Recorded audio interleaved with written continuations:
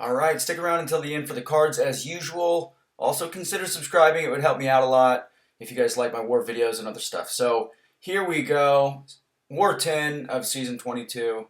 We're up against S3NSU. Not sure, I feel like, I don't want to say anything if it's inaccurate, but anyway, so let me go ahead and give you an idea of what we did for this war. I'm going to go ahead and pause it here. I'm going to be on path 4, just taking that mob, but we're going to take 5 people primarily to clear the second section, and we're going to use the left island and then the half of the middle island to get those people freed up for section 2, and then I'm going to be, let's pause it here too, I'm going to be on path 3 here, and I'm just going to solo that path. I can take Sentinel linked, and then we're going to have 5 people up on mini island, and I will be taking that Nova with my rank 3 Claire. So we are going to join up with Claire Quake for a couple fights, including Ma, and then I'll also be using her for that Storm Pyramid X. And then obviously Magneto for a couple Section 2 fights. So I go into this fight unboosted. I do have half Suicides on, which is my standard war build. I like to run Double Edge and none in Liquid Courage. And then I also run 1 point in Coagulate and 9 out of 9 greater Vitality. Or I'm sorry, greater Strength. I also run 9 out of 9 greater Vitality, but I just like to have as much attack, and health as possible in war. And the Poison Mastery mitigates the healing factor from willpower and other sources. So that's why I only do bleed. This fight I also went into unboosted. Very, very, very, very comfortable Quaking Storm X. So, and because we're doing kind of an express boss clear to get the global node down, I didn't want to waste boosts early, knowing that, you know, essentially I've only got one person to help me with energy on the left side. So anyway, we've got this Colossus here on Chitinous Thorn. Super, super easy matchup with Claire. I am running Max Mystic Dispersion here, and that's primarily for the Nova mini-boss, which I'm a little bit worried about. It's a rank 3 on Hazard Shift and Stun Immune, node 49. But I do need to stay in the Blood Curse just for safety.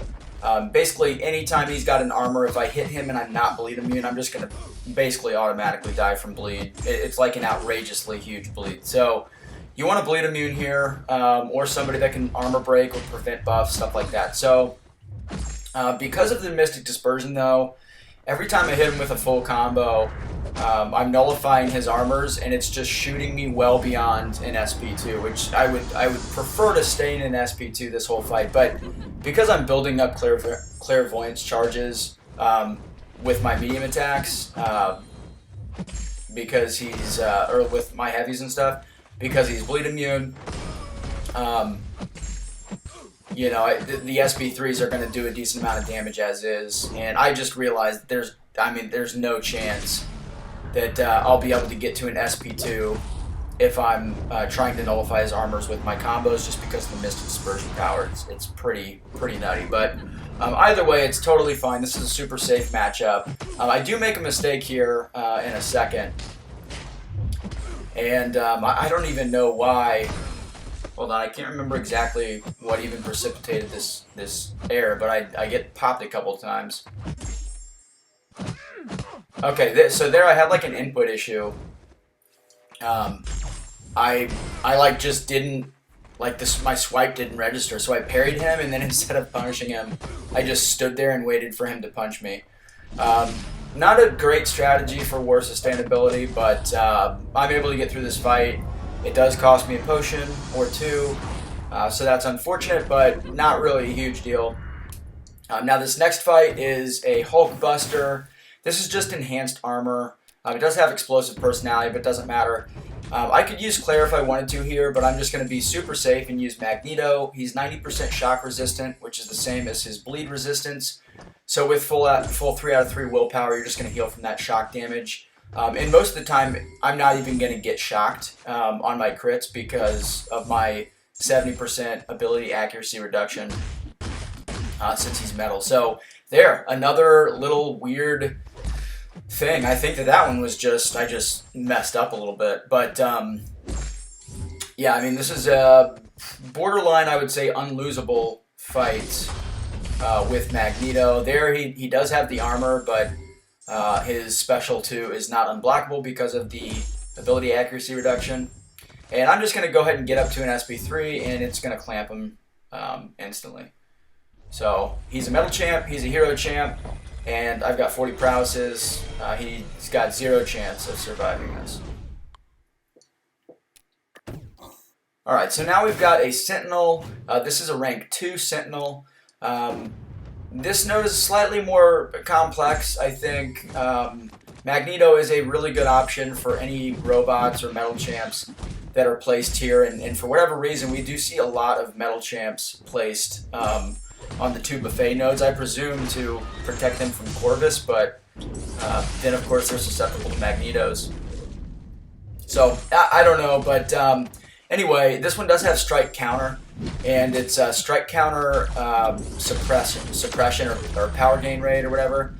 So if I just, get all of my strike counters down to 0, and I don't throw a special to reset the strike counters, then I'm just going to start losing power on every hit. So I am trying to, weave in different types of strikes, medium, lights, and heavies, instead of just the standard heavy rotation with Magneto. And I'm just going to be throwing my SP1s willingly instead of trying to build up to an SP3, because eventually I just wouldn't be able to get any more power and I'd start losing it anyway.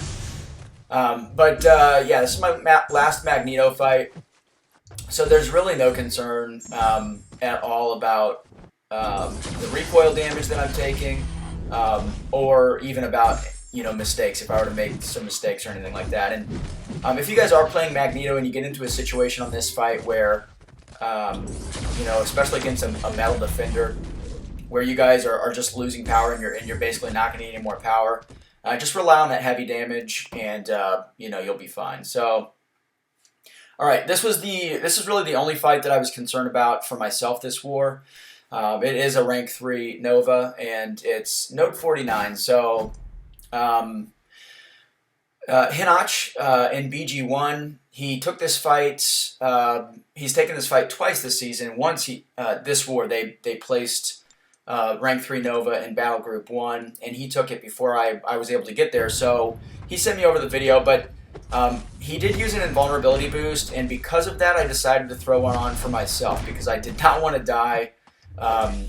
It ended up being a really, really smart decision. So there I throw a little attack just to give myself a little space, and the first part of this fight is just super sloppy.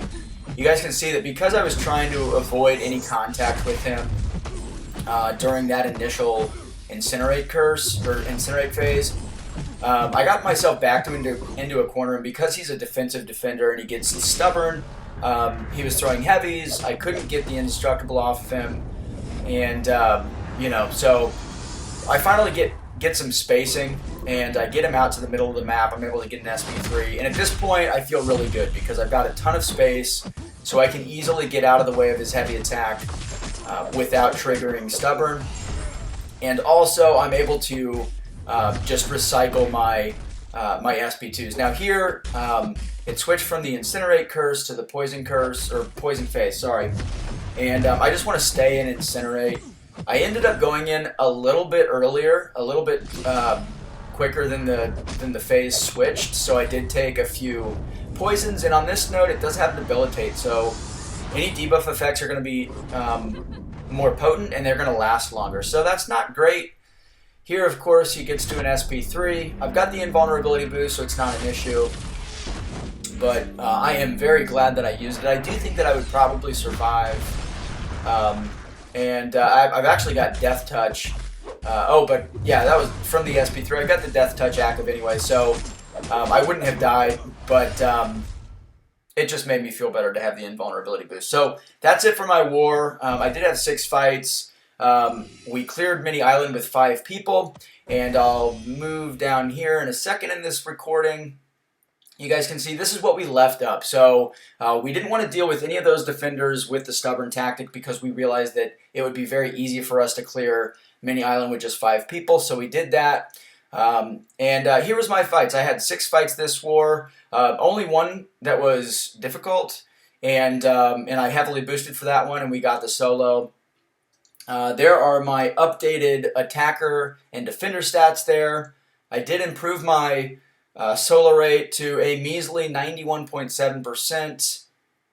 And here are the cards. B Manny with the silver card, Hen, the aforementioned, with the gold card, and of course Legacy with the platinum card. He has a crazy strong finish to this season.